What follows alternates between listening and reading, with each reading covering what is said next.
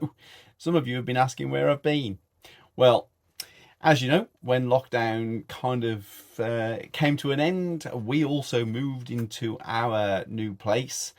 And in fairness, it's been challenging. The layout that we planned and designed for the different rooms in terms of studio spaces has turned out to be less effective than we really wanted.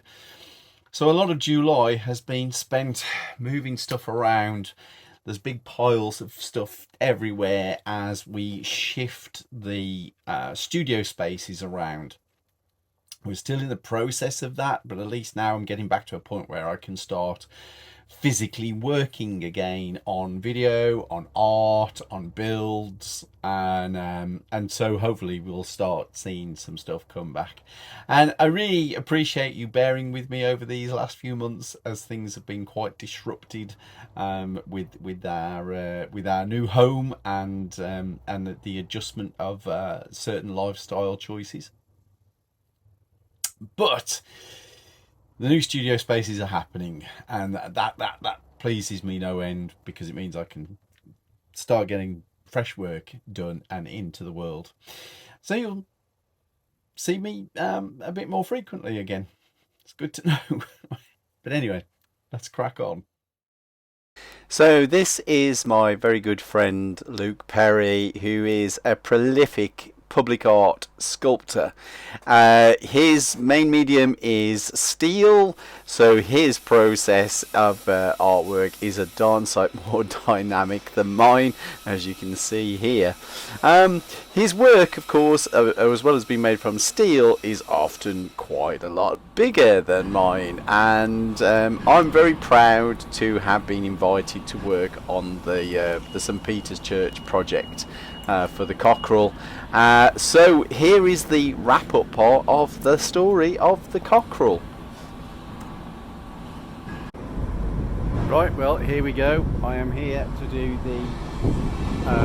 the main spire part of the this weather vane. So go to the letters. It's a baking hot day today, and it's not really good to have the size working in the full sunshine. So I'm only going to get one letter done today, probably, of the 4. Yeah, I'll let you see when it's done.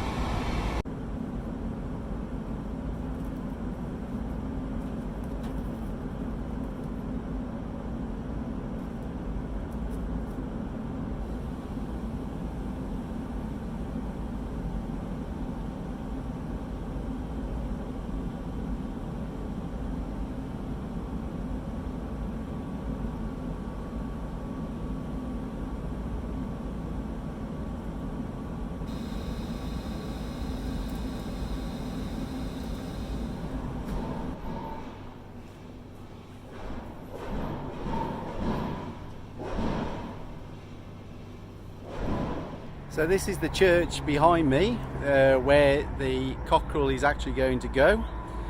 Up on the top of that tower up there, which is 110 feet, I think Lucas said. So yeah, I thought I'd just come and quickly film it before we do the installation, and I'll show you some of that now, however that goes. Okay.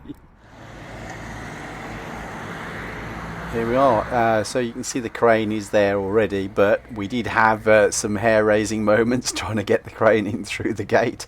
There was some minor injury to the crane, but we got there. So the lifting process is quite complex. There's obviously a lot of health and safety considerations to make. It's got to go a long way up in the air. But Luke has done this many times, and he's a seasoned professional. So yeah, getting it all prepped and ready to lift.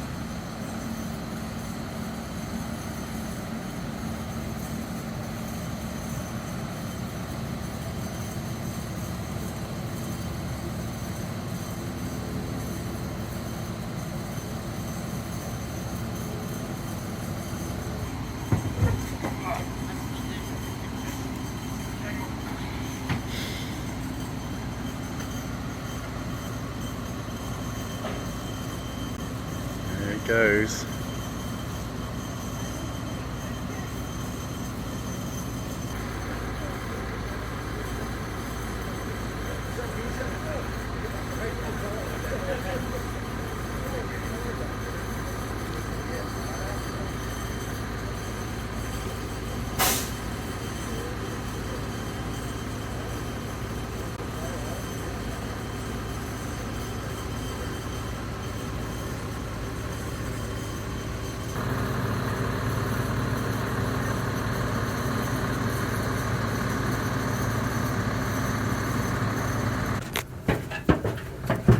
There's lots of positive economies for being massively underfed.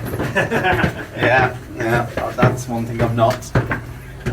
When you get to the door, watch your head because it does get low. Baking? Say again, Luke. Is Mary in the baking? Oh, where have I gone? I was going that way. We've got 3 minutes till the clock chimes, so we'll be alright. I bet it gets loud, doesn't it, when that Just loud chimes? up there.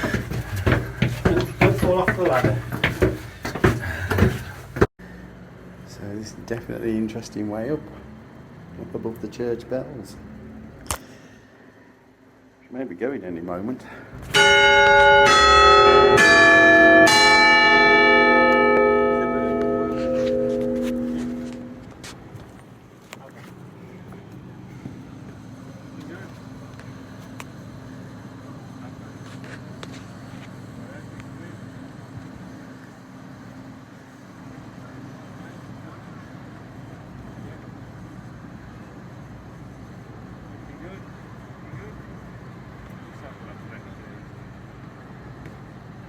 Okay, yeah, keep going.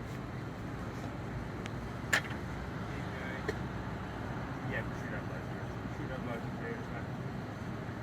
Okay, you clear there, Chris, if you want to take it out, because otherwise you might have to manage to get that's the right angle as well there, north's going on. Okay, keep going. Keep going. Okay.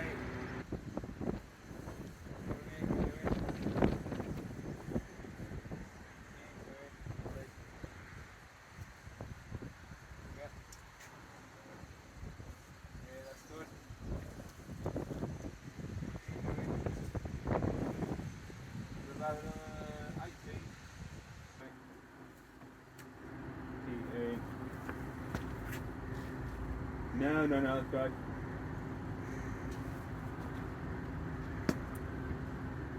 Yeah, lovely. Keep going. Spreading. Keep going. Okay, keep going.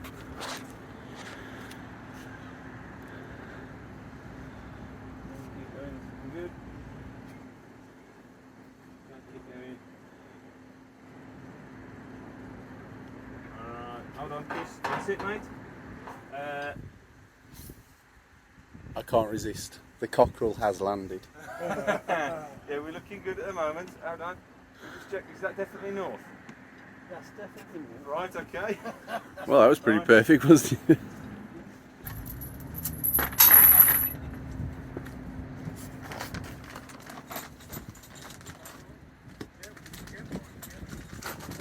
Well, extend these there to within about 10 minutes. Really good. Yeah. Okay. Ready for talking. I reckon. Take about 10 minutes and need to turn on. Yeah. Pretty even. It's pretty straight because that's the same length that I'm holding. Was it? Yeah. We need to slip.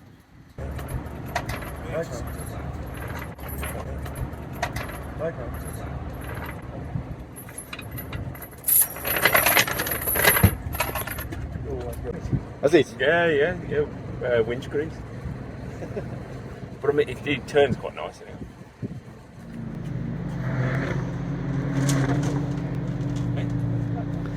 And there he rests. I have to go past here quite regularly. It's been a pleasure to see the cockerel up there. So thanks again, Luke, and I hope you all enjoyed this bit. One of my most favourite annual attendances is Tewkesbury Medieval Festival. I love this festival. It is such good fun. It has one of the biggest battle reenactments in Europe, I believe, with hundreds and hundreds of reenactors taking part.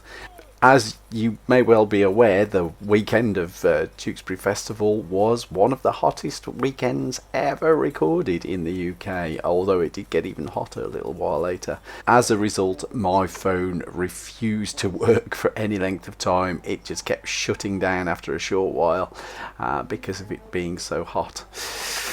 So I got a little bit of the battle, and but not much. So enjoy the few shots of Tewkesbury Festival. If you ever get opportunity to get there, I highly recommend going and visiting. Ruling side, and in their minds there was absolutely no question. What they are doing is fighting off a usurper who genuinely shouldn't be. Based in Leicestershire and has been devoted to the House of York from the beginning. Edward knows that his right wing is in safe hands with this man, Lord Hastings, in charge. This time it's 4-1. It's an extremely brave Lancastrian, even though he has the biggest horse there in the centre of the field. Maybe he's desperate, maybe he's the last one left and has nothing left to lose anymore. Maybe he's trying to get away. And he's just been struck across the back, Mortal blow, and which is a bad wound, and he's running. With Wenlock, the much experienced, wily politician behind him. The Duke of Somerset's division is moving forward rather more slowly on the right side, and the Earl of Devon's division has halted on the left, so already the Lancastrian advance is disorderly. That's not a pretty advance at all. To be fair, Somerset's men are coming at a nice steady pace. I wouldn't fancy coming up against that. But the other two wings, the other two battles, the central battle and the far one, yeah, not impressed at the moment. No, and the Prince has halted, so the momentum of the Lancastrian charge has already been broken. Clearly the Prince thought that his whole army would advance with him. And now something else is going wrong, Yes. which is the Prince's division and the Earl of Devon's are staying still, and Somerset's division are going in completely alone to attack the Yorkists. This actually happened in history, and we aren't sure why. Some people say it was Somerset's rashness that made him try and win the battle single-handed. Others say that he really believed that Wenlock was going to bring the rest of the army up to join his division, and that Wenlock held his back and allowed Somerset's men to charge in to destruction by themselves. But whatever the reason, Somerset's wing is now going in to attack the Yorkists, specifically the Yorkist wing under young 18-year-old Richard, Duke of Gloucester, all by itself.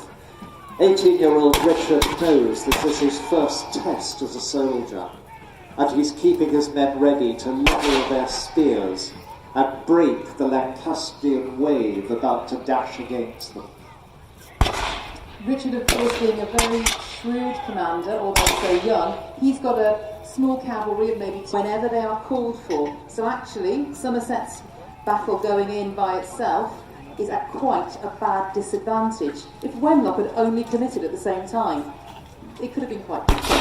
Yes, this is one of the moments when the Lancastrians could have won the battle, but as you can see, 2/3 of their army has stuck fast in the middle, and 1/3 has gone in alone and is engaged deeply and bloodily with Richard's wing, right in front of those of you on the far right. And they wouldn't have been able to see this. As I said, there would have been deep ditches, there would have been stands of trees in the way, not this wonderful field that we have. So they wouldn't have realised this until And sometime talking into all the things festival, it was my return to Fantasy Forest at Sudeley Castle in Cheltenham. This again is an amazing festival full of really good spirit. This year it was the year of the wolf, and I was able to take part a little bit in a ceremony for the dearly departed Chris Achilles, who was also the famous illustrator for many of the Doctor Who books, which there was a great exhibition here for Doctor Who, including this crazy little character who is a recent addition to the Dalek Empire. Well, here we are, another MegaCon, this one in Manchester. And it's super hot. Anyway, I have very little time to set up. This is where I am. So good size again. I'm trying for a different layout. Might be a cheeky one as well. So we'll see. Okay, I managed to snag myself 2 tables. But here we go. MegaCon Manchester 2022. This is the basic setup as of 8 o'clock on the Friday evening. And yeah, I've got a few tasks to do. Tomorrow, got some product which you can't see yet, but yeah, it's all up. There we go.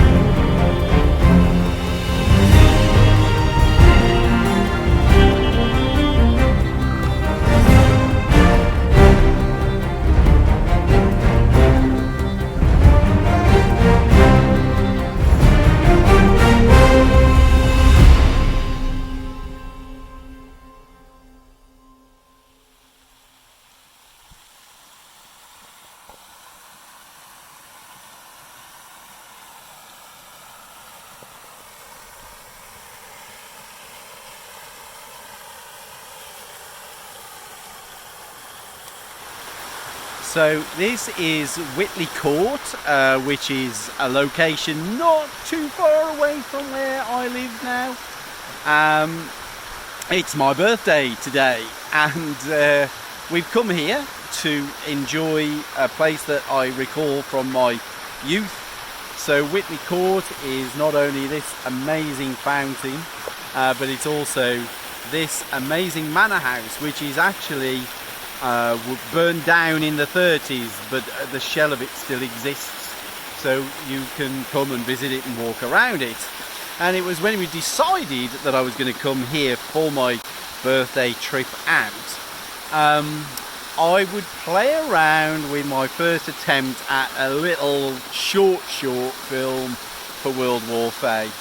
Now, I am no filmmaker, so I'm not sure how this is going to work out, but I'm going to start putting it together today, and we're hopefully going to film everything that we can of Mary, who is sat just over here, and we're going to film what we can of her today, and then we joined English Heritage, which means we can come back for free and hopefully film my role in this little piece that is hopefully going to give me a exercise in filming using my mobile phone and a bit of After Effects for the first time. So hopefully you've been able to hear me say all this, The fountain is just dying down now because it comes on hourly at the moment for about 15 minutes. And if you can't hear this, then I'm going to do it again, but without the fountain running. So you might see me in a moment. So yeah, if you are really interested in what's happening with my World of Warfare project, of course you can head on over to worldwarfare.com, which is where I am documenting the build of the story. Register your interest there if you like, and yeah, let me know, give me a shout out. So I'll catch you soon. So I said it was my birthday this month as well, and with that in mind I had a couple of lovely presents, one of them being this book, the Game Master's Book of Random Encounters, which is a really wonderful book. Loads and loads of instant drop-in encounters for your D&D game. Well, you probably adapt it to any sort of game, to be fair. D100 tables, curses, dreams, party connections, a random NPC generator, and there's also 8 full one-shot adventures in here as well. So I am really looking forward to springing some of these on my gaming group. That's going to be fun times. But this is not all. The other thing that came through this month, finally, was my Lazy DM's companion that I was part of the Kickstarter. I backed on Kickstarter. I've always been a big fan of Sly Flourish's or Mike Shae's Lazy DM stuff. It revolutionised the way I prepared my D&D games. I used to spend countless hours for each week's game session, although I still spend quite a reasonable amount of time. The efficiency of my prep for games has been greatly enhanced by Mike's stuff, and this is a great book. You can pick it up now, I believe, on Amazon. And it really can give you a lot of good pointers on your upcoming D&D sessions. And finally, off the back end of the success of my attendance at Fantasy Forest this year, which marked my 1-year anniversary of being at festivals, so it was another birthday of a sort. I finally have invested in the Necromunda. This is the Ash Wastes that came out very recently. There's a staggering amount of terrain in this, although some have said maybe not quite as much as in the original set, but there's lots of these hab blocks, the rules, and of course there's a couple of gangs in there as well. I don't know if it actually says, but I'm seriously looking forward to putting this lot together, and maybe, just maybe, showing you some of our game session stuff as well. Finally got our first game of Warcry in as well. Only had this a year because I had that last birthday when we went to Warhammer World. So it's taken a year to finally get a game of this. Nothing for it is painted yet, although it's all put together. So wow, yeah, there's lots of packages this month as well, and there's more to come, but that'll be in the next montage, I guess. Yeah, fun times.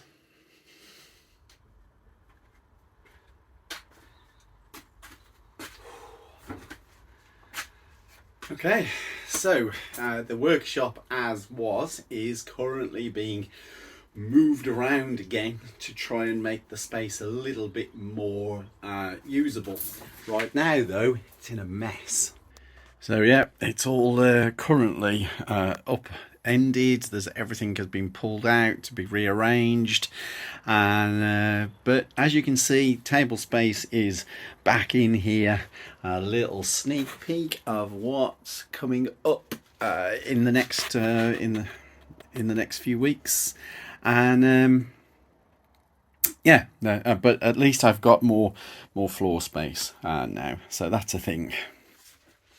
So thanks for chiming in, guys. I really appreciate the fact that you come and find out what I'm up to, and I will be doing my Monday montage in going forward for the foreseeable future as a monthly episode that just recaps my previous month, this being the July episode, and there will be another one in August. This one's slightly later than is intended, simply because of festival attendances. I just didn't have the opportunity to get it out in the first week of August, but the first week of September should see the next Monday montage, and I will be looking forward to telling you what happens in August. Who knows? Some of it I know, some of it I don't, but either way, it'll be fun. Thanks, guys. Take good care of yourselves. Bye for now.